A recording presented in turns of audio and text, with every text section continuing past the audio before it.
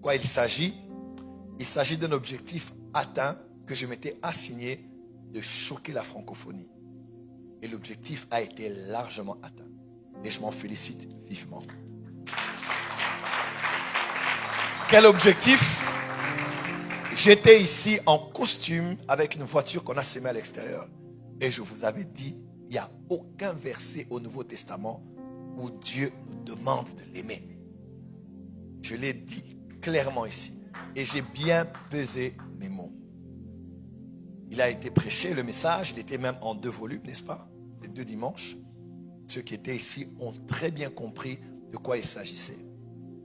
Quelques personnes ont voulu récupérer la situation pour qu'au-delà même d'un débat biblique, on commence à toucher à ma personne comme faux prophète, comme aventurier, comme tout ça. C'est parti ici, c'est parti même à Kinshasa, un de nos journalistes à Kinshasa, ça avant-hier là, qui m'attaque beaucoup sur les réseaux sociaux, c'est fait encore le plaisir de tatou là, voilà encore ce qu'il dit. Vous savez, quand tu n'aimes déjà pas quelqu'un, tout ce qu'il dit là, ça ne va pas passer dans ta tête. Il n'y a aucun verset où Dieu nous ordonne de l'aimer comme dans l'Ancien Testament. Et quelqu'un a dit, mais la Bible est claire, tu aimeras le Seigneur ton Dieu. Jésus a dit, c'est ça la loi et les prophètes. C'est la loi. Ce n'est pas sous la grâce. Parce que quand j'enseignais, j'expliquais, on n'est plus sous la loi, on est sous la grâce. Comment l'amour était perçu dans l'Ancienne Alliance et comment l'amour doit être perçu dans la Nouvelle Alliance. Et vous allez écouter demain la bonne nouvelle. En anglais, on dit too good to be true. C'est-à-dire que c'est une nouvelle trop bonne pour être vraie.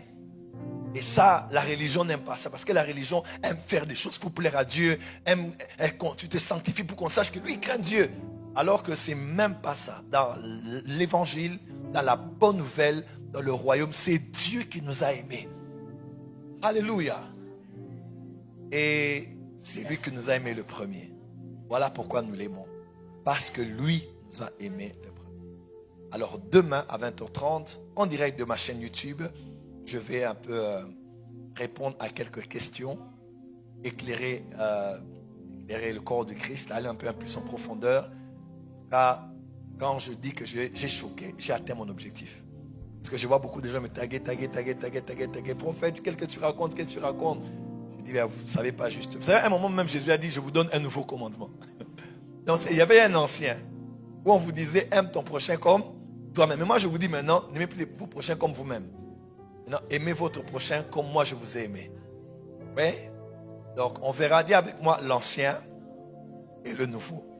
Après, Jésus a dit, on ne met pas du vin nouveau dans des vieilles outres. Donc, beaucoup de gens difficiles parce qu'ils sont encore dans les messages cartésiens. Un pasteur m'a écrit aujourd'hui, il m'a dit, explique-moi plus, je ne comprends pas.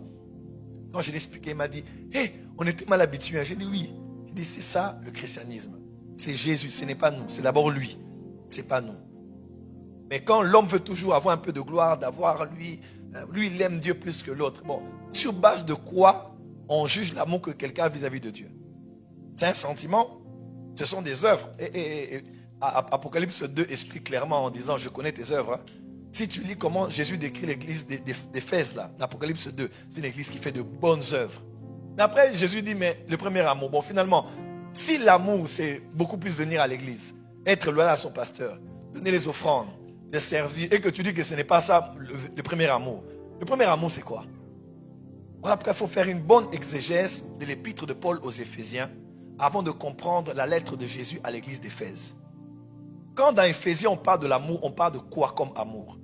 Qu'est-ce qu'on a plus prêché aux Éphésiens sur l'amour pour que Jésus aille dire, tu as abandonné ton premier, qui a aimé qui est en premier?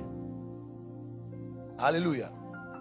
Donc demain, Bible en main, cœur ouvert, nous allons vous parler de la bonne nouvelle, de l'amour infini de Dieu qui nous a été manifesté dans la personne de Jésus. En tout cas, demain, soyez connectés en ligne, partagez le lien aux gens et permettez à quelques pharisiens, eux, il y en aura toujours. Hein, c'était les plus grands ennemis de Jésus lors de son ministère dans les jours de sa chair. Il y en aura encore, mais nous voulons apporter la bonne nouvelle. Qui est béni ce soir?